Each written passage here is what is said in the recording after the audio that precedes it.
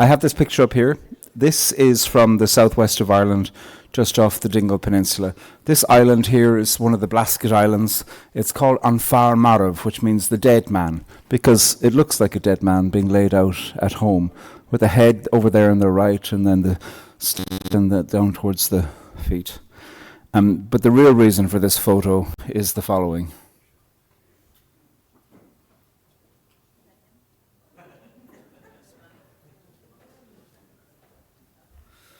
That's a hare.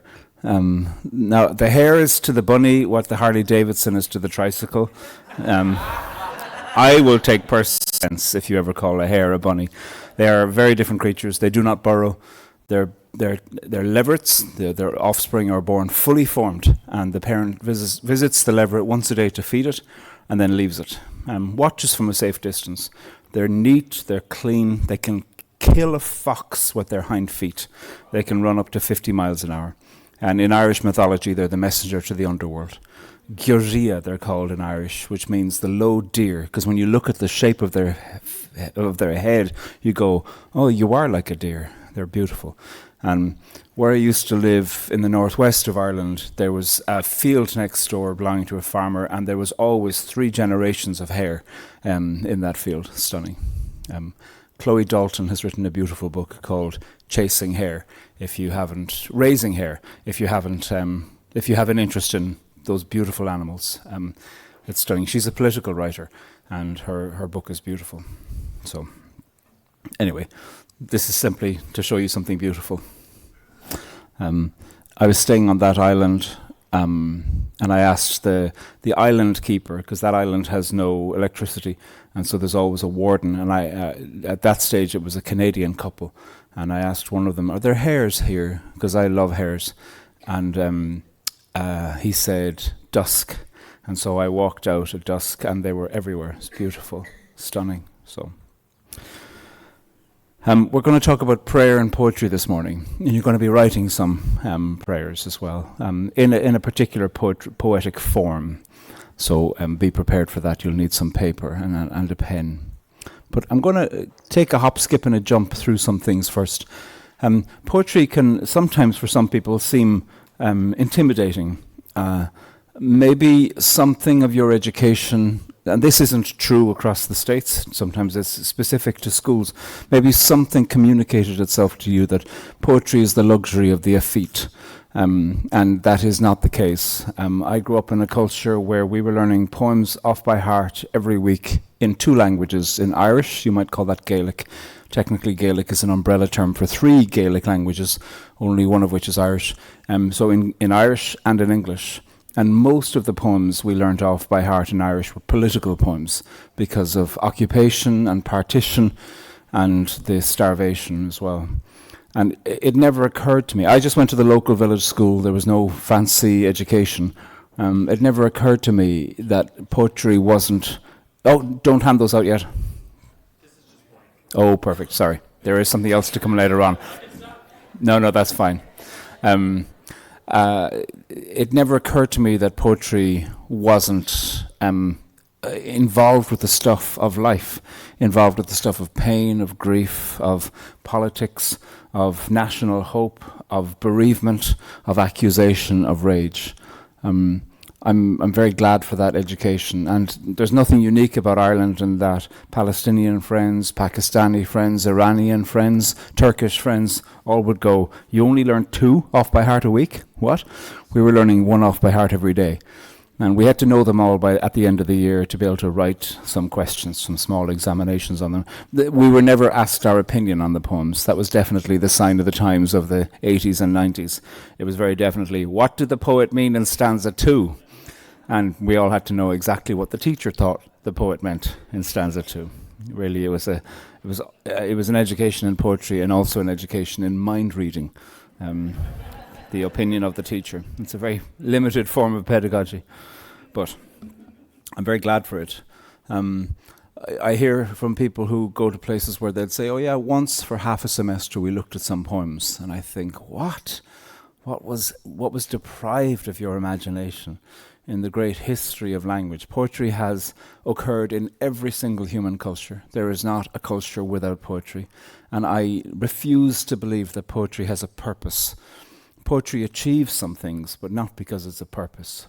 Poetry is a phenomenon. It has simply occurred, like dance, like music. It has arisen among us, like painting.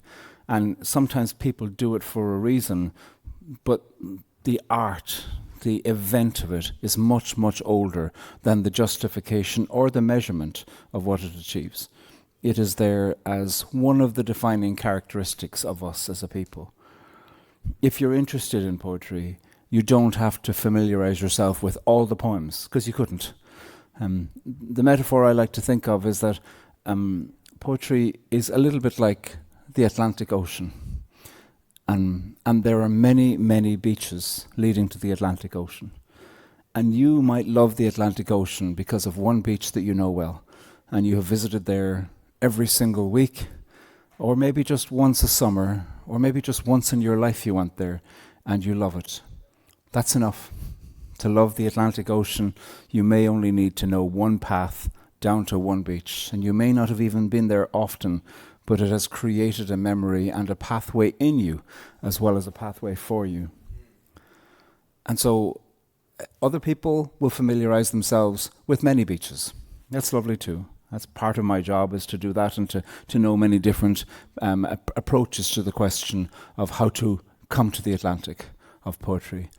But you don't have to do that. And you also, it's a good idea to listen to whatever voice in you is saying, I don't know enough, or I didn't do it enough in school, or I didn't this, or I didn't that. And to say, I am a member of the human species from whom poetry has come. And therefore, I'm enjoying this for whatever reason I'm enjoying it. There are all kinds of ways in which sometimes education, or sometimes fear, or sometimes somebody's snobbery has implied to you that you don't deserve to love the poem you love. That's a waste of your energy to give that attention. Some poems are prayers and some prayers are poems. Not all poems are prayers and not all prayers are poems.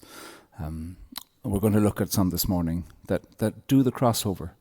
One of the interesting features of most prayers is that most of them use the word you. That's called the lyric address. But not all poems use the lyric address. So there's something very interesting in thinking, who is the you of a prayer, and how can a prayer be written, whether it's for personal use or public use, how can it be written in such a way that there's something memorable about it, that there's something particular about it, that the language of everyday living somehow makes its way into it? How can we do something like that as a piece of pleasure in the language alongside the petition of the prayer? So I'm going to show, I used to be a school chaplain, and we used to have these, it was at a Catholic retreat centre in West Belfast, and we'd have about 30 young people a day would come to our retreat centre from different Catholic schools around. It was open to anyone, but it tended to be the case that it was only Catholic schools that came. And we would play some games. They'd separate the group into three. I'd lead them in a Ignatian prayer, meditation, and reflection. They'd write a little bit. You know, the whole idea was that they had a positive experience of each other, that they had a positive experience of speaking about their own particular thoughts about religion, and also that they would, each single one would be addressed by name. So I had to learn 30 names every day. And my boss was brilliant. She just said, find a way to do it. There's no excuses. And she said, here's how she did it. She goes, here's how somebody else used to do it. But she said, every child that comes in here needs to be known by name. Learn it immediately. I thought it was kind of brilliant.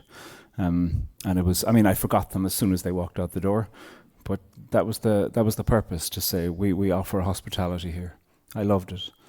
And at the end of the day, there'd be a prayer service, mostly put together by the young people. The classes would be from the age of 11 to 18, so we would have been a cohort of all 11-year-olds or all 16-year-olds or whatever.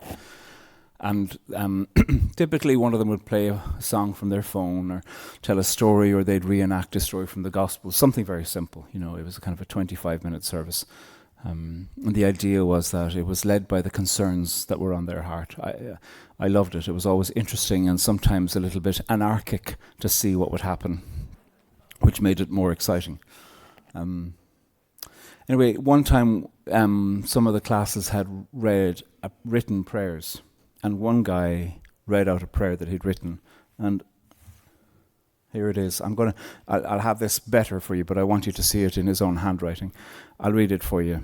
It says, and then I'll put it up properly on the screen. It says, "Dear God, thank you for putting me on this earth, but people can get lonely, and I don't like people being lonely, because sometimes I am, and it's not a good feeling.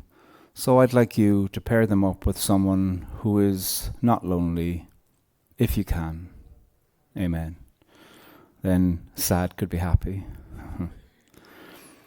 You look towards the bottom. You probably won't be able to see it, but this bit here.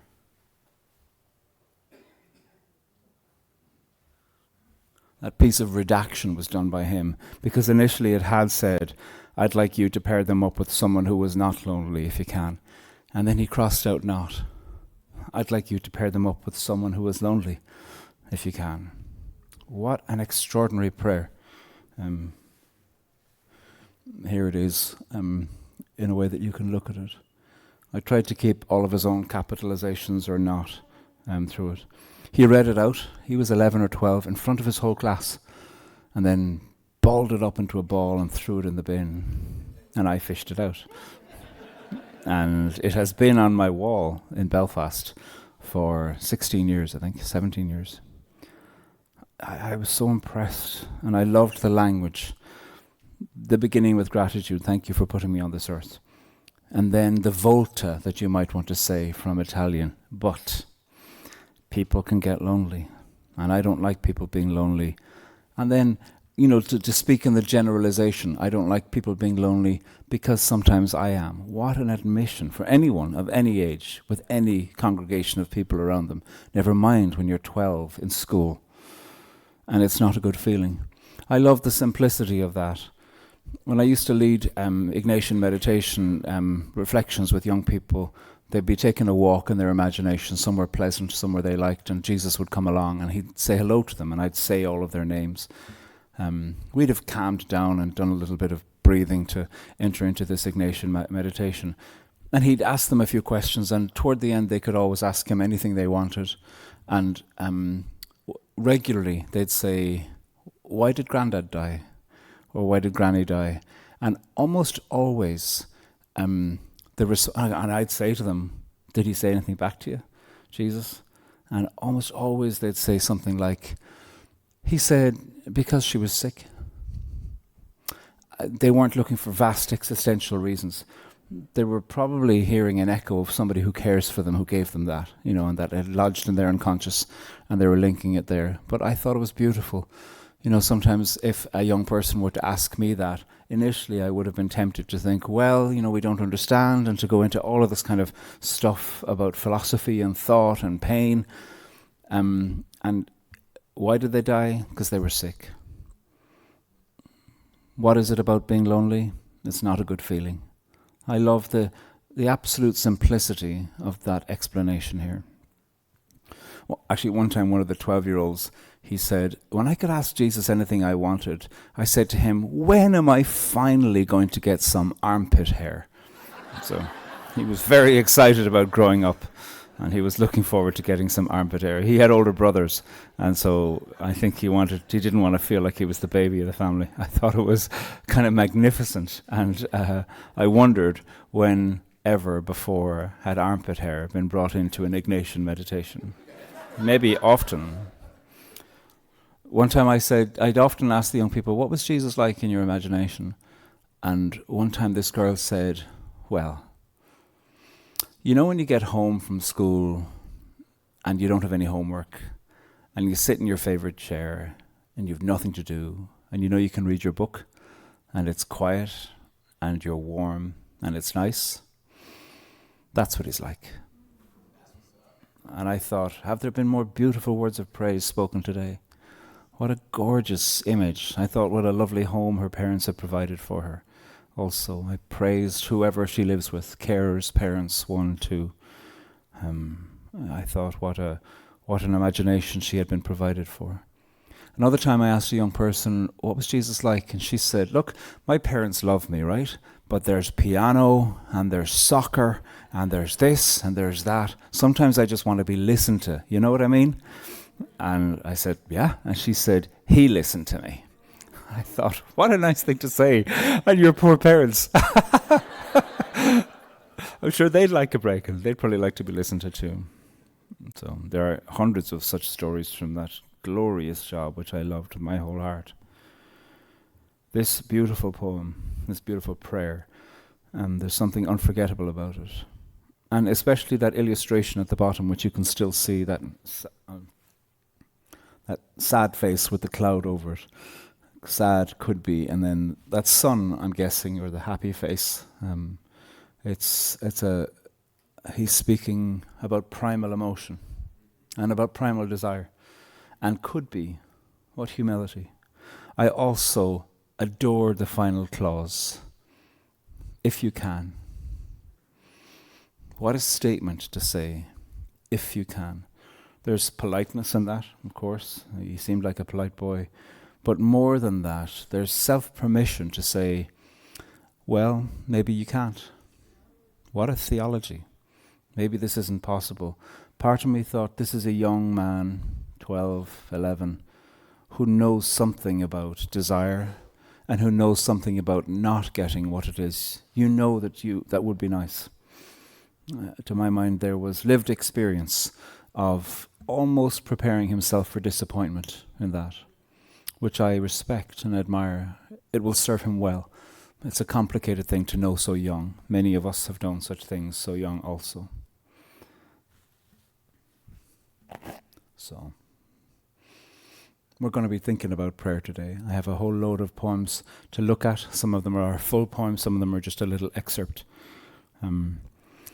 There's a great scholar, William Waters, who says, for a poem to say you is in every way a complex act. And I love that. He's writing particularly about Rilke, if any of you are fans of that poet.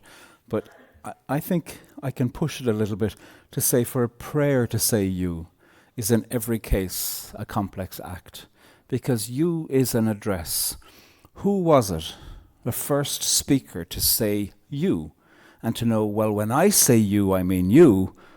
But when you say you mean me. And everyone is a you. And I am a you to everyone else. It's an extraordinary feat of language, such a simple word. And in that simple word is contained so much. If you were to pay attention to every single time you say the word you in a single day, I think you'd explode. It might be a nice idea to try to think, what's one memorable you of each day? Just give it a go for a week. To think, if you do an evening examine, to think, was there a you that you heard today that strikes you? Sometimes it might be a you of accusation. Sometimes it might be a you of humor. It might be a you of intimacy or eros. It might be a you of strangers. Who knows? Just to pay attention to that you. And almost every prayer has you in it. And sometimes the frequency of you in prayer might lead us to just think, well, that's the straightforward word. We know who we're talking to. But you is created in between two, a speaker and a spoken to. And that is always an intimate address. And it's a complicated and a complex act. Back to our friend. Thank you for putting me on this earth. But people can get lonely and I don't like, and it's not a good feeling, so I'd like you to pair them up with someone who is lonely, if you can. Who is it that he is speaking to? And the trust and the modesty of this address. Clear ask. Also a clear statement of himself. This is what the world can be like. These are my feelings about the world. This is some of my experience. And here is where I'm not even sure if my prayer will work. But I'm praying it anyway. So much is contained in the you of this young boy's prayer. I loved it. In Ireland, there was a tradition which we now call kitchen hymns, which were the hymns that people sang at home because they couldn't be sung in the chapel because they were in Irish, not in Latin.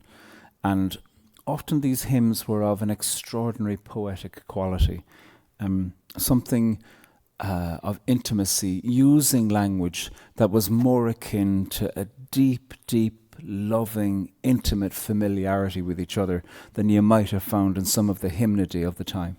So here's a small example of some lines for one. There it is in Irish up at the top. O ma bhachin virnach tá the velas the shronin gyarta. And my translation of this is, O my small darling son, your mouth, your little nose, all torn.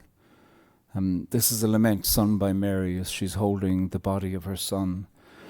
But what's so interesting in the imagination of time in this is at least 300 years old, this beautiful hymn. Nobody knows who wrote it, probably women.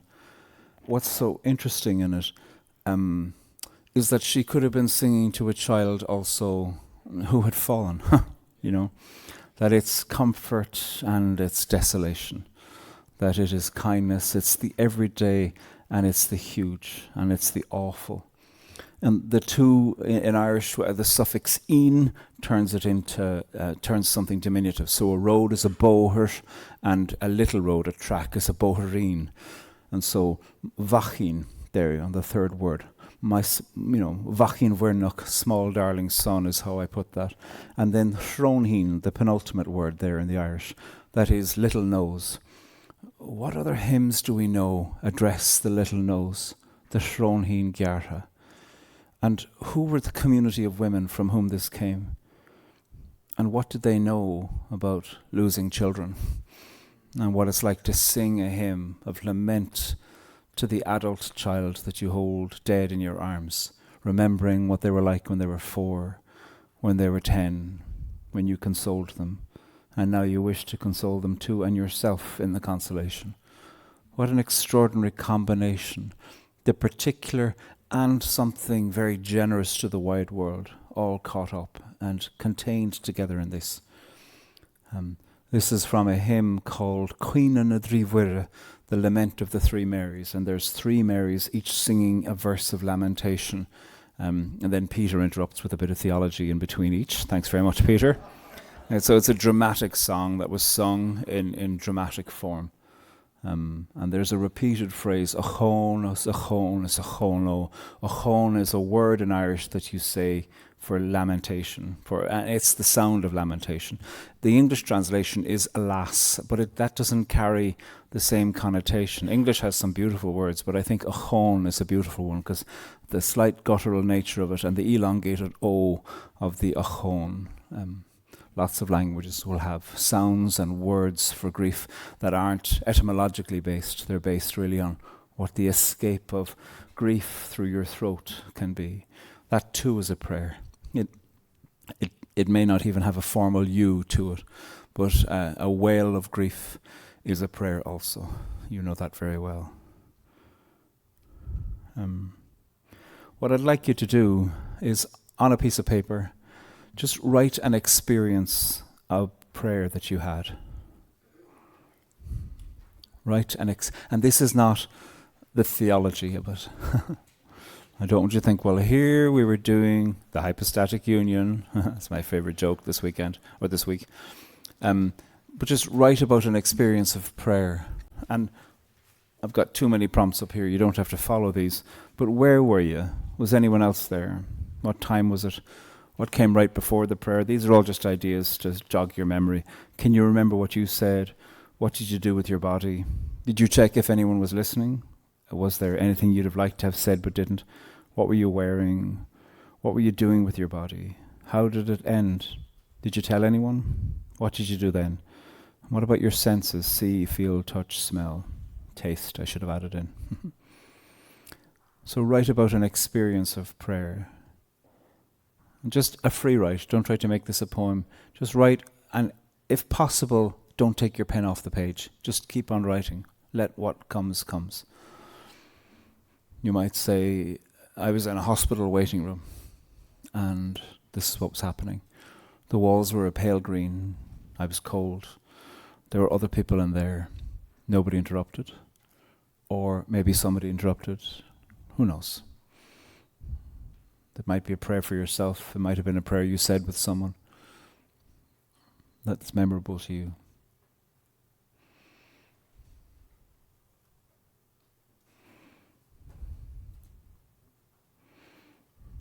Just a paragraph.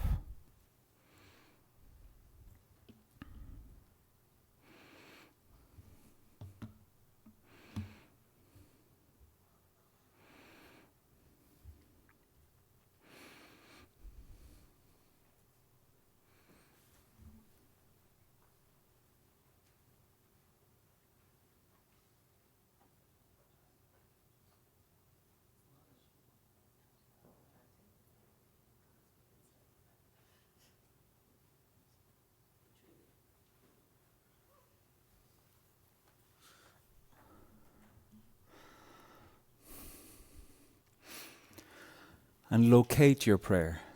Where was it? What room were you in? Or where were you outside? Can you remember what you were doing with your hands? Were your lips moving? Were your eyes closed? Let the experience gather around your prayer so that you're not just writing about the yearning you had. Might have been a prayer of great joy. How do I give thanks for this? You know.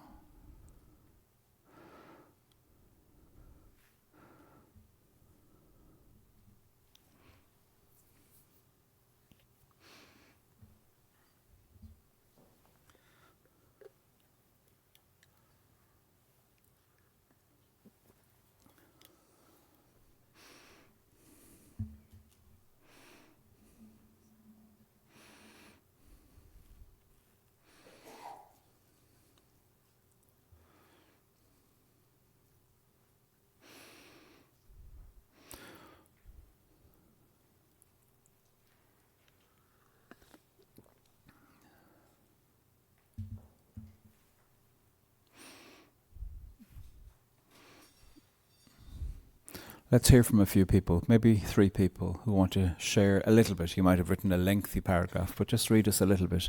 Give us some detail about so we can see it. Feel free if you think, oh, I want to skip that bit and keep that to myself. Feel free to just read an excerpt.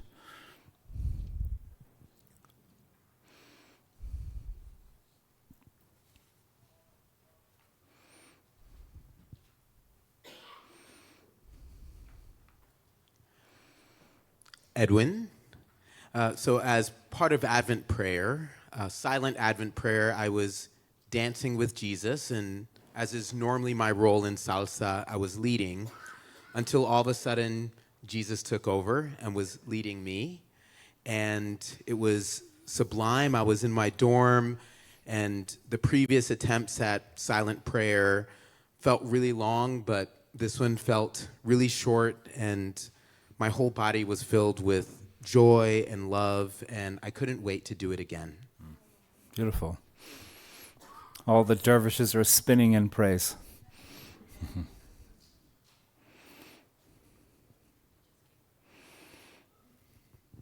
So I was at a national trans Episcopal retreat that happened. A little bit closer if you could. I was at a trans Episcopal retreat that happened not too long ago in California. And I was in a very serious Bible study around trans people. And I could see people across the way in the pool, and I just got up and I left. And so my experience of prayer was being in the pool. Lovely. And I just said, being at the pool at Bishop's Ranch with beautiful people, trans people, being free, feeling myself cold, because the pool is very cold, and free and shameless, to hearing everybody else and listening, smiling, hearing other people smile. I could hear it in their aura. Loving them without knowing them, loving me, allowing myself to float. That moment of gratefulness and wishing that every trans person, that all of us could experience a moment like this of pleasure and luxury and safety. How beautiful. Thank you. One more. So I'm Michael. Years ago, 1991, I was in Tübingen, Germany. I was studying, and my wife and I needed groceries. And if you did not get groceries before Saturday at noon at that time, you were out of groceries until Monday morning. So I walked down late Saturday morning in a hurry. We lived down a very steep hill to the village, to the town, and I just wanted some chicken. You had to go to the counter to get chicken. And my German was inadequate to tell the woman behind the counter that I wanted chicken. And I think the best I was asking for was little hands. I want some little hands, which is a similar word in German I later learned. I finally got the chicken and the groceries. I was walking back up the hill, and my prayer was, "Dear God, why have I brought my wife here, myself here? We can't survive. We will die of hunger because of my utter inadequacy for being in this world." And when I got to the top, there were some children playing soccer, as I recall. But there was a little girl who was picking some flowers. And she came up to me, and in German that even I could understand, she held them to me. And she said, "Wollen Sie die haben? Would you like these?" And she handed them to me. And it was the most beautiful moment of prayer in my life. Beautiful. Beautiful. And the Z there. How gorgeous. Prayer reveals much about the person praying, the prayer, as well about the one prayed to. That there is anthropology and theology, and something artistic is created in the space of language between both, or the gesture as well. These experiences you all shared are so moving.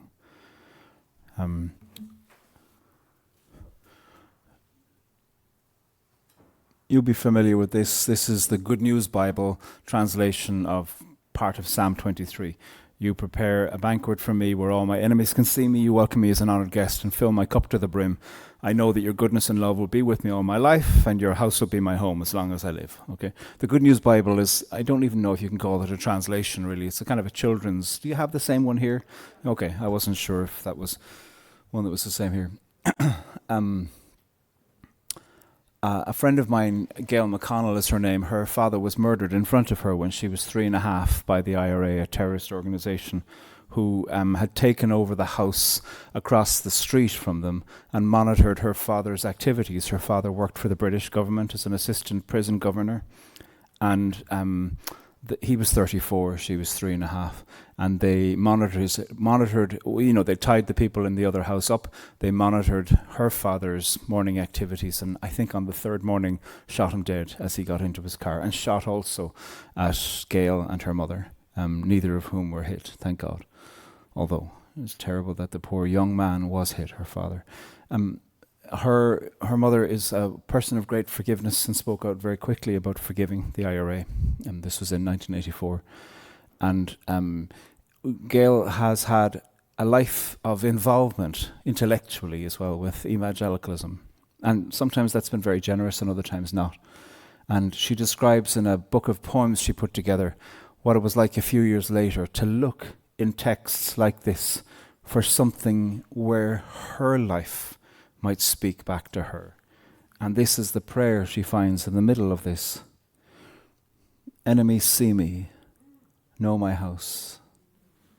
Hidden there in this children's version of a translation is something that a child shouldn't know, but does know all over the world. Enemies see me, know my house. And so sometimes a prayer is a revelation of the self. Sometimes it speaks where somebody is simply looking for an echo, even if the echo is unresolvable. And the modesty of the young boy's prayer earlier on that we looked at is something similar, if you can. That even if the God who's being prayed to can't, that there's something uplifting about the declaration of it anyway. We know that. Not perfect, but it helps a little. Here's a poem from the great poet Lorna Goodison. She was Poet Laureate of Jamaica for a number of years. She won the Queen's Medal for Poetry. She's an extraordinary person. I'll read it because it's probably a little small for you to see. This is a hymn. For all who ride the trains all night, sleep on sidewalks and park benches, beneath basements and abandoned buildings, this is a hymn. For those whose homes are the great outdoors, the streets their one big room, for live men asleep in tombs, this is a hymn.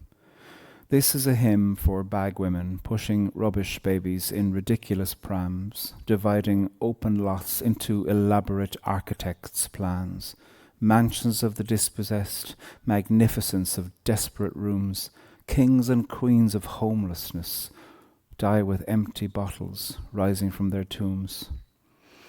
This is a hymn for all recommending a bootstrap as a way to rise with effort on your part. This is a hymn. May it renew what passes for your heart. This hymn is for the must-be blessed, the victims of the world who know salt best, the world tribe of the dispossessed outside the halls of plenty looking in. This is a benediction. This is a hymn. It's a great poem, isn't it? It's from an early collection of hers. Carcanet have published a full collected of hers, and her Canadian publishers too, but she's written more since then. Her latest, she's got 2 books since then. She's got a Jamaican translation of the Inferno. I interviewed her a few months back. It's on the Poetry Unbound feed. It's extraordinary. I love it. And she's also got a book called Mother Muse, and half of the poems in Mother Muse are about a nun in Jamaica who worked for I think it was the Kingston Home for Wayward Boys. I think that's what it was called. Wayward and Troubled Boys, something like that. Sister Ignatius was her name. Everybody called her Sister Iggy. And Sister Iggy was a nun. She probably loved religion, but what she really, really loved more than anything else was boxing. And so she'd teach every fella to box, because she said there's something good about learning how to box. It's discipline, it's self-defense. And some of Kingston's best-known boxers said it all started with Sister Iggy. She was a small woman. She'd come up with 2 sets of boxing gloves, give the set to one of the boys and say, hit me. And they were like, I can't hit a nun. And she was like, damn right you can't. Apparently she was quite a good sparring partner. So I love Lorna. I know Lorna. I love her. And her work is extraordinary. Mother Muse is that book. Mother Muse. And then Inferno is the most recent. She's doing a Paradiso as well, and a Purgatorio. Here's a very subtle line from Marie Howe. Sometimes I prayed so hard for God to materialize at the foot of my bed it would start to happen. Then I'd beg it to stop, and it would. She's recalling what it was like to be a child and the fear of all of that. But what a brilliant gathering together in those complicated, extraordinary lines of insight about what happens with desire. What will I do? It's a little bit like yesterday. What would I do if I got the thing that I say I want? I couldn't cope. No. After the yes. Amazing. So rich, so powerful. Do any of you know Spike Milligan? Very, very well known.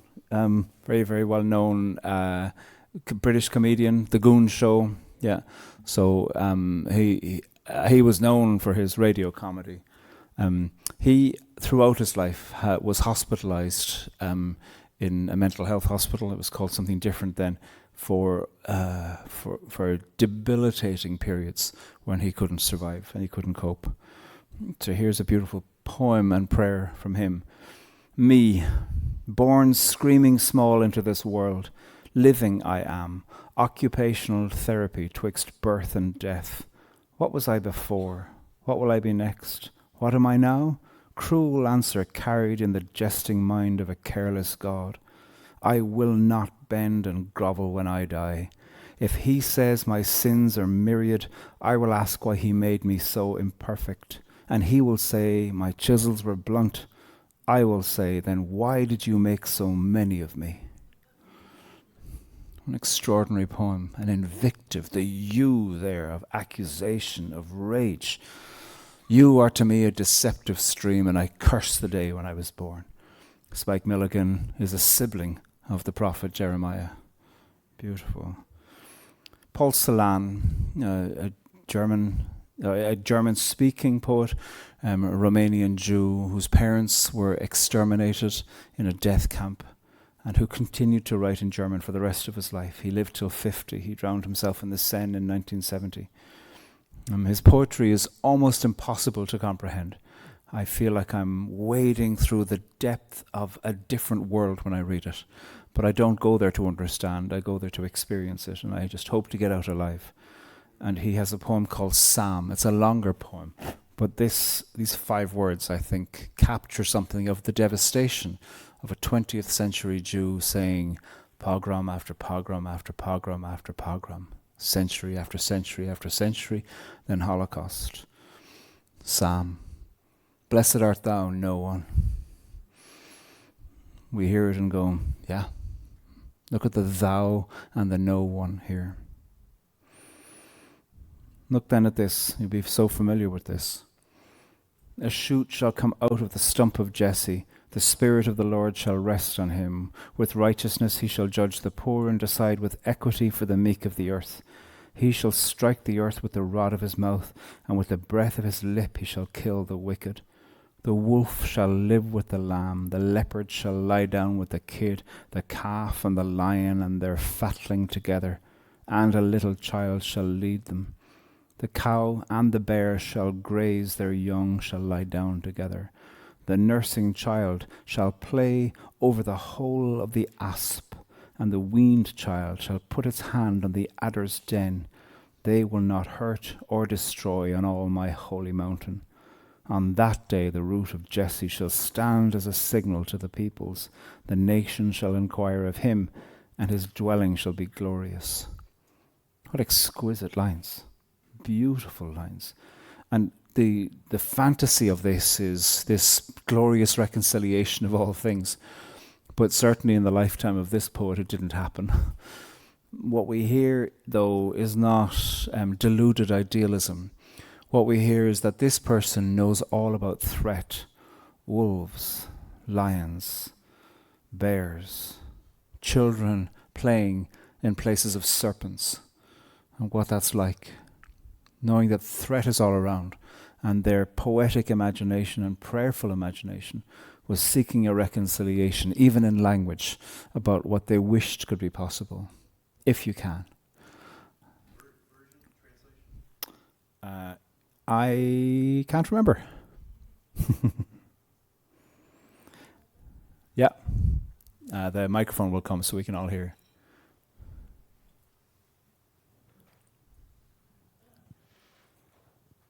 My name is Ajua. So I'm going to share, if I may, an email that came to me because it's really impacted me powerfully. And I didn't know that poem, that poet Paul Celan, until Holy Week. And so in the parish where I was serving at Holy Week, it's my practice to be at the altar barefoot, and I was doing the Good Friday service, but the priest I served with was preaching.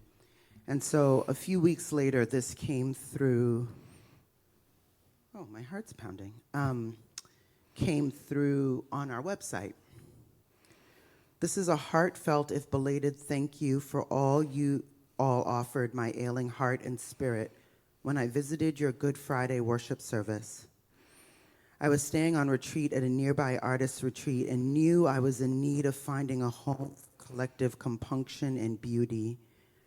It's difficult to explain, but seeing on one of your pastors entering with bare feet threw open the doors of my spirit. And the humility I so often hunger for in a church community was deeply touching. I'm a poet who has long loved Paul Celan. So you can only imagine my surprise hearing the translation of Tenebrae read. That priest had written her own translation. Then hearing Celan's voice of him reading it at the end of his life. If I'd lived nearer to you all, I would feel as if I could find a spiritual home with you all. I just wanted you to know the depth of my gratitude, which these words barely convey. One who was lost as to church was found thanks to you. Oh, moving. And that feels to me like the power of poetry as prayer that you're describing, and it's been with me for this week. And seeing him there, I wanted to share it. Thank you. Thank you. That's so beautiful. I'm struck by the amount of times that you was in that gorgeous email.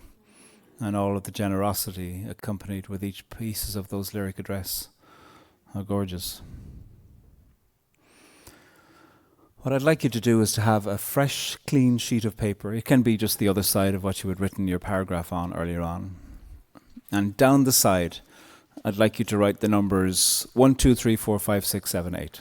Okay? 1 to 8, just down the side.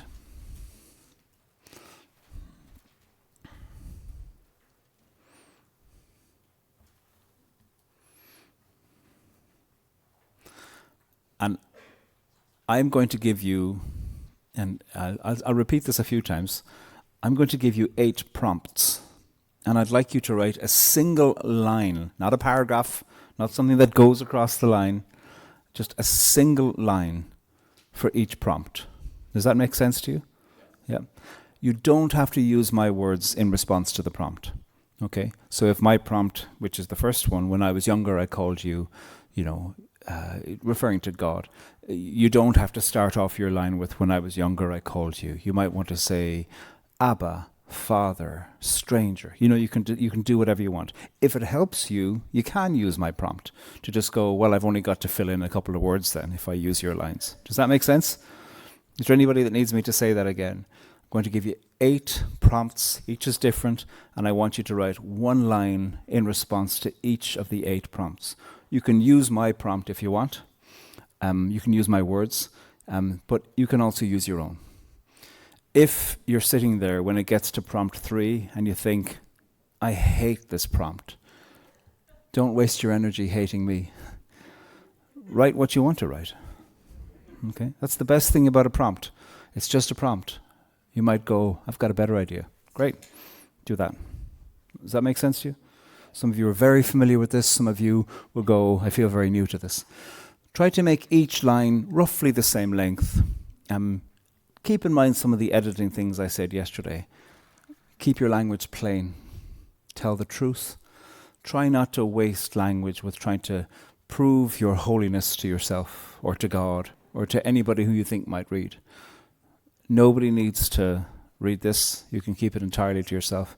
If you ball it up and throw it in a bin, I will not fish it out and read it for years and years and years to come.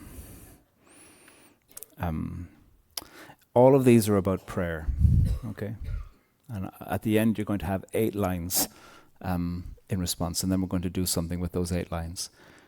Is there anybody that needs me to say that again, or I'm very happy if you need me to, or anybody got a question? If you do have a question and you ask it, I guarantee you there'll be at least 10 people will go, oh, thank God you asked that. That's great. So, anybody have a question or need some clarity? I feel like I'm an actor in Ferris Bueller when I ask that. Anyone? Anyone? Okay. All good? Okay. Like I said, here's the first one. When I was younger, I called you. This is about prayer. So the you in all of this is God.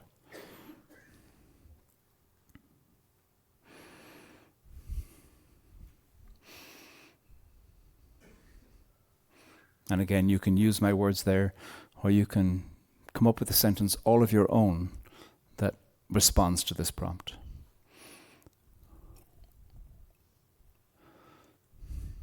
You might just have a list. God, Father, Almighty. I can't hear anything. Could you speak much louder? Can you repeat that one more time? So the first line, which do you... Oh, it's up there in the thing. When I was younger, I called you. And this is about prayer. And just one line across the page. And it doesn't have to be what your grammar teacher would have called a perfect sentence. It could be a list line of just the names that you called God, if you called God anything. When I was younger, I called you nothing. I hadn't heard about you. Perfect. And younger is however you define it. 50. 5.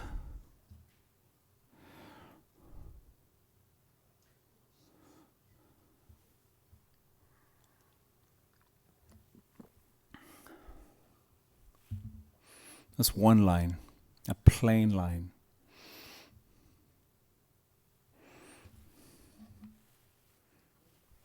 And then the next prompt is because.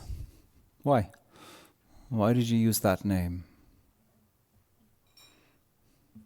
Or those names, if you'd written a few. Try not to make it too exhaustive. If you've got loads and it's just kind of going on, just choose one that you go, here's the truth. And so try in each sentence to say one plain thing. Often if you try to say many things, you end up almost saying nothing. If you say one thing, you end up saying something.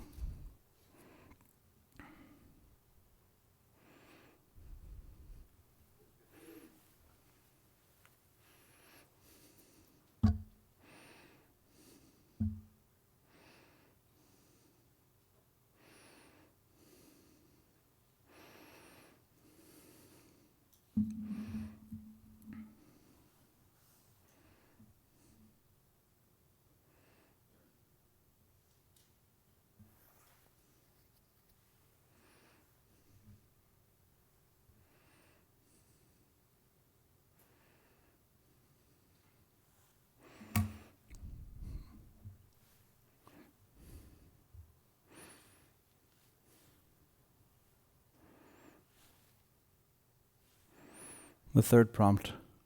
I lived in a house where, you might say, where the outside was blue and the inside was white, or where we told nobody of anything that went on, or where there was a flower growing in the backyard that I loved. Some description. Again, a single line, and speak plainly, and try to say one thing with each. One thing. Don't try to be exuberant in your language. Try to be clear.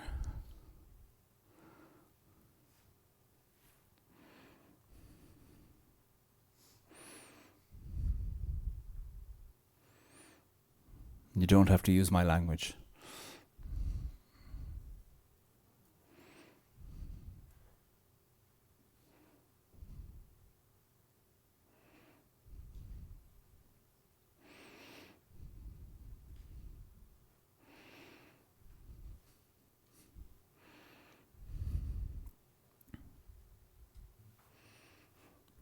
I prayed for. It's the fourth. What did you pray for? You might want to say, I wanted, or I needed, or I should have had, or I prayed for.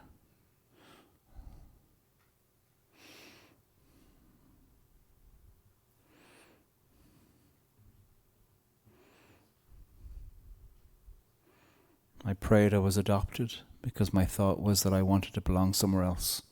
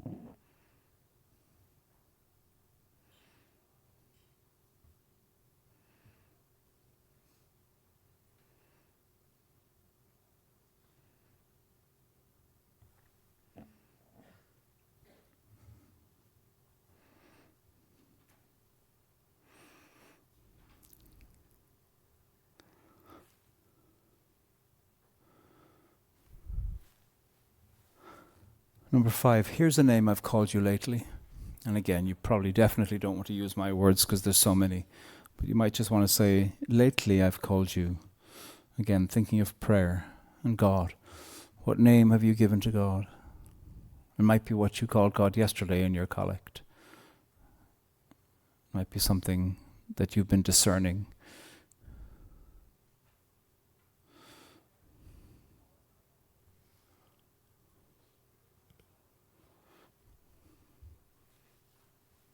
And to help you spill that over the next line is because. 5 and 6. Lately, I called you this because is number 6.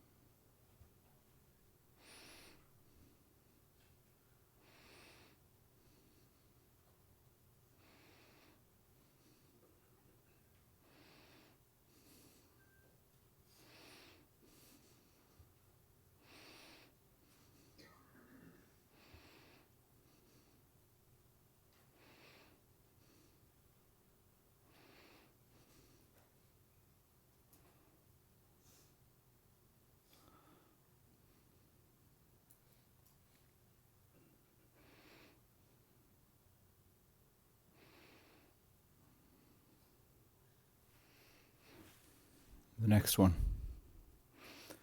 Something I've never said to you. Thinking of your prayer. And you don't have to use my language. And if you hate my prompt, write what you want to write.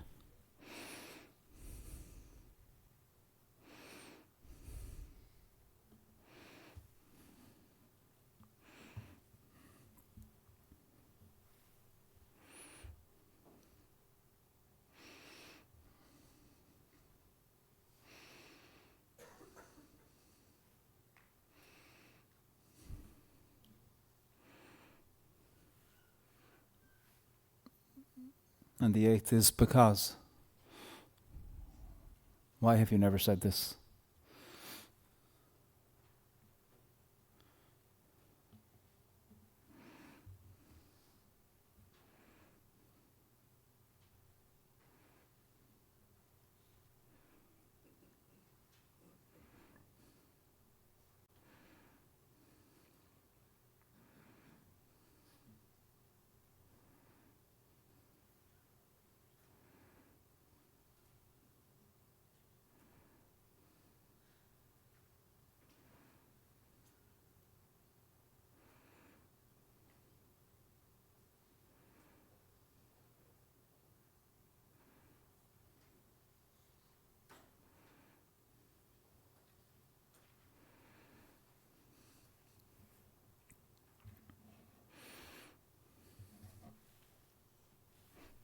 Here are the 8 prompts up there.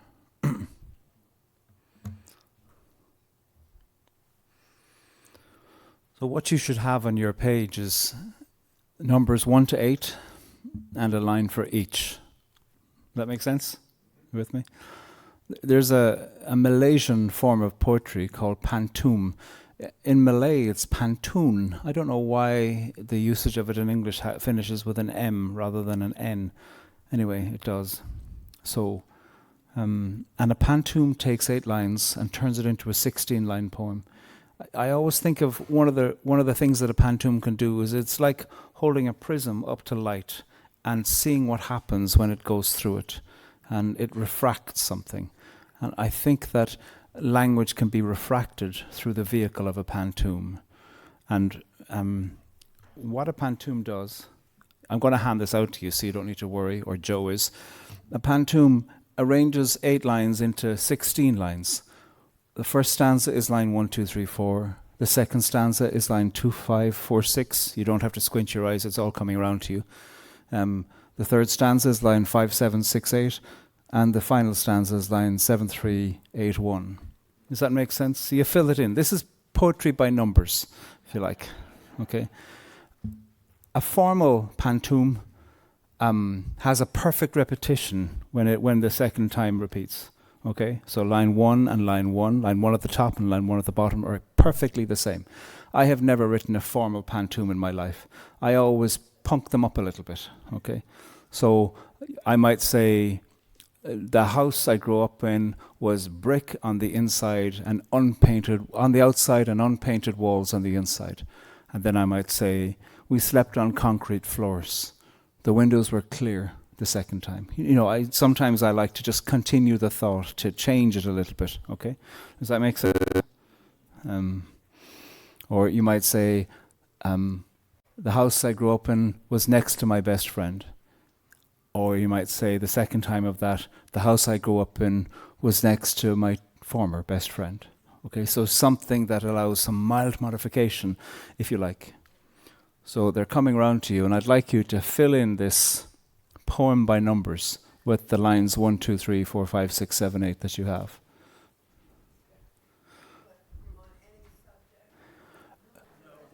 So the lines that you've just written, 1, 2, 3, 4, 5, 6, 7, 8, fill them in on the sheet that you're being given now, which just has blank spaces but has these numbers arranged in the order. Thanks for the question.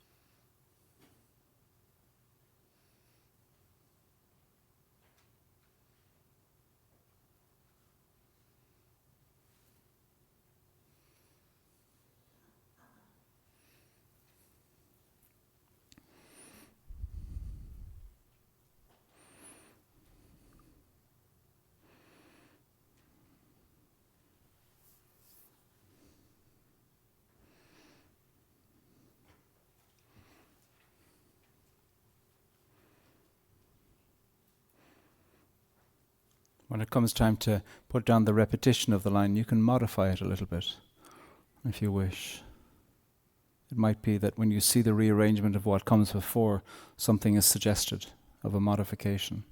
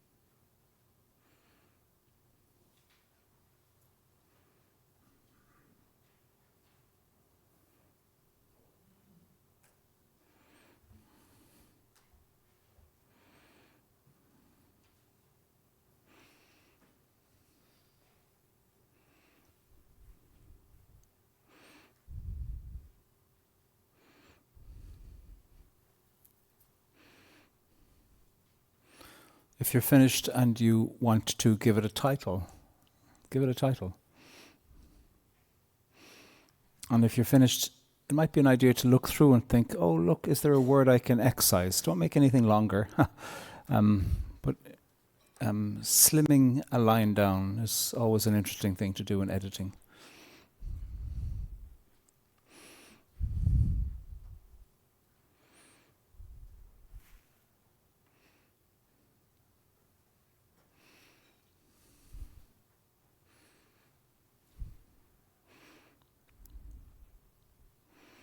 We've got just over 10 minutes left, so in a minute or two I'm going to invite some people if they wish to read theirs.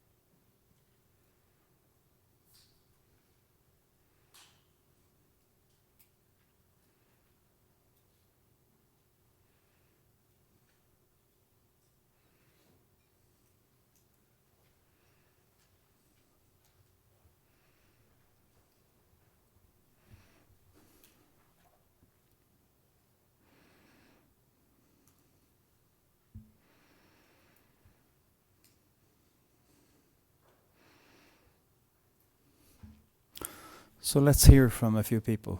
Let's begin by thinking we might have a chance to hear from 3. And nice and loud, and nice and slow into the microphone, and close to your mouth. Our Father is what I prayed, because that's what they taught me to pray. My father built us a house in the big beech tree. I prayed to be a good daughter, because that's what they told me to say. Lately, I prayed to your mother. I prayed to be the daughter they wanted, because that's what my daughter insists I pray. Lately, I say, Hail Mary, Mother of God. But I never told you that the name Mama still doesn't fit right, because that's what my daughter demands I recite as I rock her. Because isn't that who you told me to be? But I never told you that the name Mom pinches and sags. My dad's treehouse was tailored to the branches of the beech, because isn't that what you made me to be called? When I was daughter, I called you father. Thank you. So many resonances in that. Thank you. I used to call you Father God.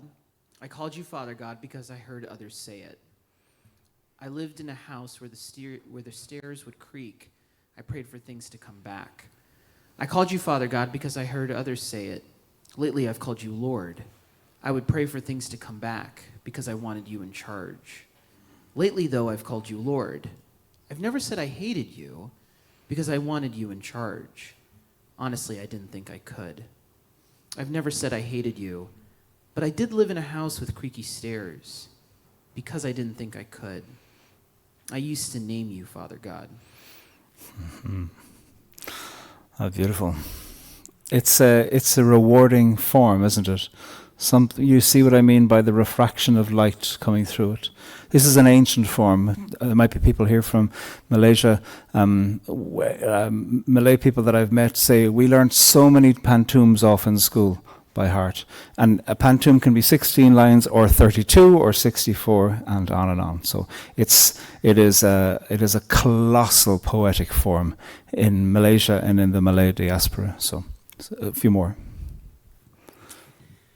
No name, but a sense, a kind of benevolent purple cloud, most apparent in spring.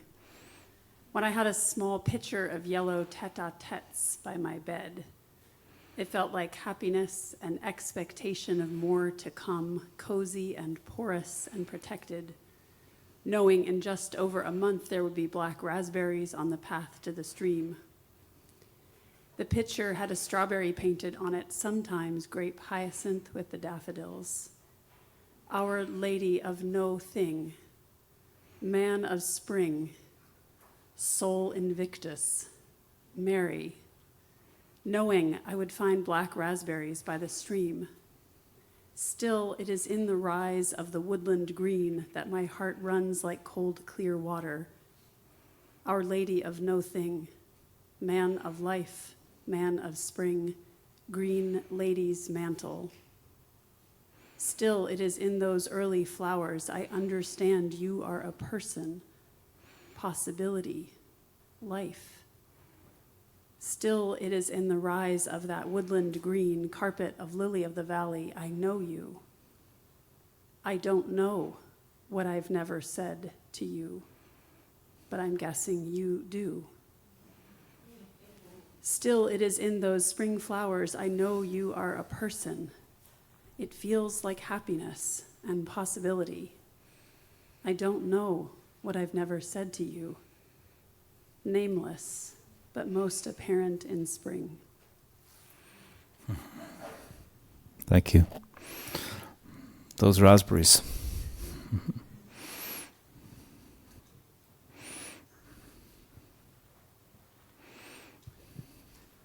I may have followed the directions too literally, I don't know, but I'll read it, and it was revelatory. When I was younger, I called you friend because I felt I had no one else.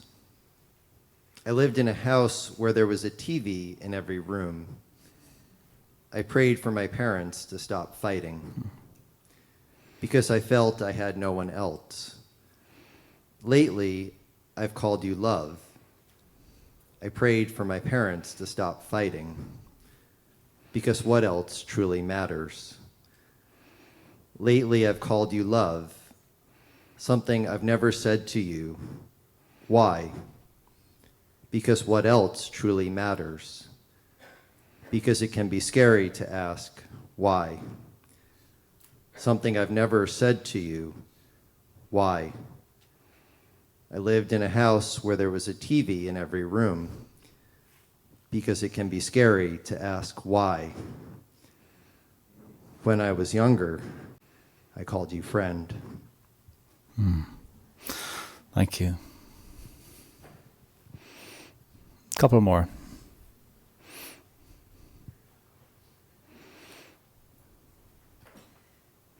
When I was younger, I called you mother, girl to girl in the house of God, learning how to rebel but unwilling to lose you. I lived in a house where we said our prayers without saying what we needed. I prayed I wouldn't lose the love I had. Learning how to rebel but unwilling to lose you, lately I've called you friend, girl to girl in the house of God. I prayed I wouldn't lose the love I had because I like that you're still with me. Lately, I've called you friend, girl to girl in the house of God. I've never said I need you. I have other mothers, other friends, because I like that you're still with me. I don't want to need something I could lose. I've never said that I need you. We said our prayers without saying what we needed. I don't want to need something I could lose. When I was younger, I called you mother. Beautiful. One more.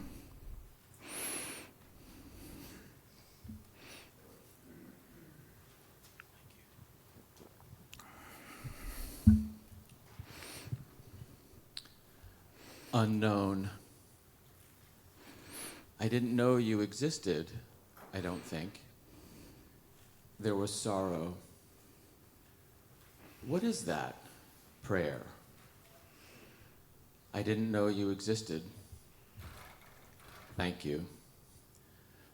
What is that? Prayer. You have lifted me up. Thank you. I can't think of anything I haven't said to you, I don't think. You have lifted me up because I'm not afraid. I can't think of anything I haven't said to you, I don't think. There was sorrow, yes, because I'm not afraid. Unknown.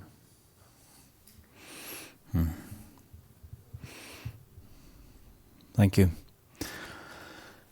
There's so much that happens in these.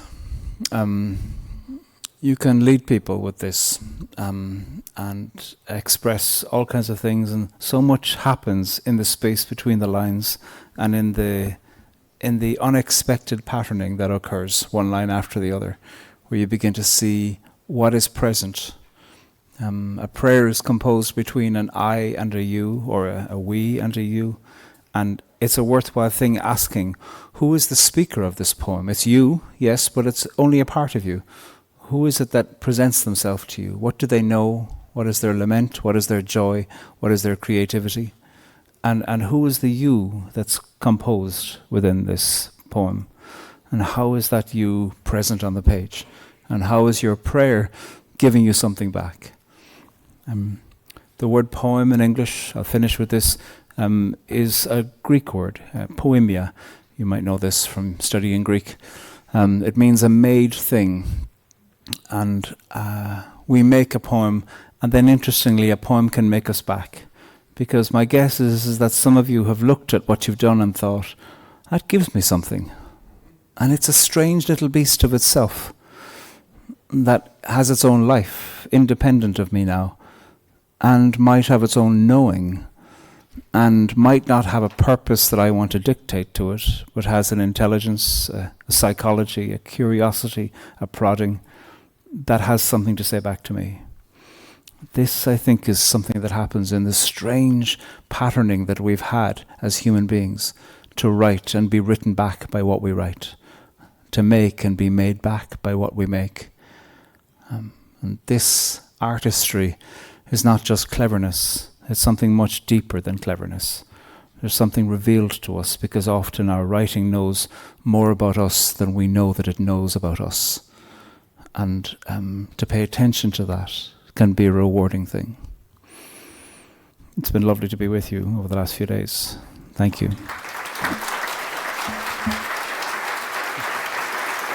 Thanks.